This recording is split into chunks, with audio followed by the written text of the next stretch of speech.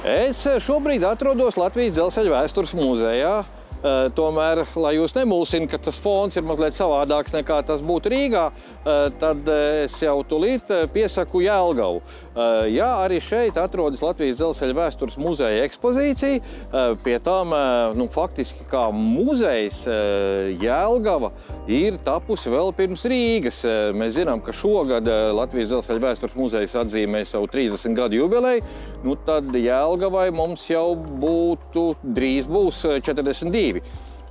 Bet par visu pēc kārtas. Jelgava kā dzelzceļa mezgls faktiski ir ļoti nozīmīgs Latvijai. Un to apliecina kaut vai fakts, ka no Jelgavas vilcieni kursē 5 dažādos virzienos. Faktiski mums nemaz tik daudz tādu mezglu staciju nav.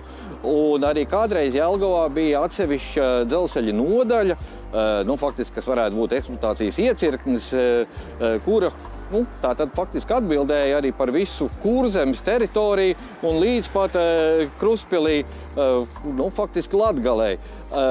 Tātad vēsturiski ir pilnīgi skaidrs, kāpēc šeit šis muzejs radās. Pie tam tas radās vispirms kā sabiedrisks muzejs, un pateicoties galvenokārt, tas bija Jelgavas dzelzceļa nodaļas vadītāja Jāņa Račko iniciatīvai.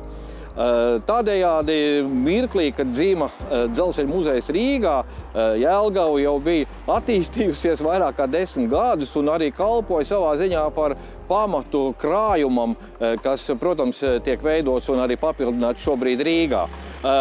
Jelgava vairāk mums ir kā ekspozīcija, bet ekspozīcija, kurā jūs varat aplūkot ļoti daudzus un dažādus artefaktus un arī muzeja krājumu priekšmetus, no visdažādākajiem laika periodiem. Kaut vai, piemēram, pēc pulkstenis man aiz muguras redzamais. Jā, šī ir dzelzceļa ēka, bet tā nav stacijas ēka, kaut gan faktiski atrodas Jelgavas stacijas teritorijā. Tā ir visdrīzākais bijusi dzīvojamā ēka ceļa darbiniekiem. Arī šeit ceļa iecirknis ir atradies, bet pulkstenis šeit atceļojas ir no Majora dzelzceļa stacijas.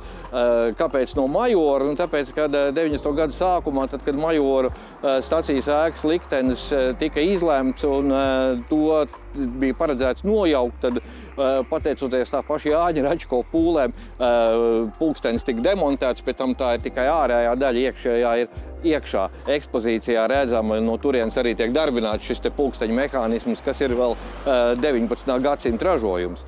Tātad nebūtu nevienīgais šāds eksponāts, šis ir Jelgavā.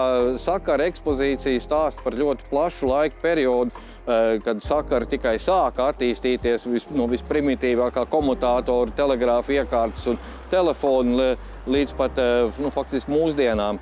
Tas viss ir aplūkojums šeit un, protams, viss vai gandrīz viss par Jelgavas dzelzceļa mēzglu, par tā sarežģīto vēsturi.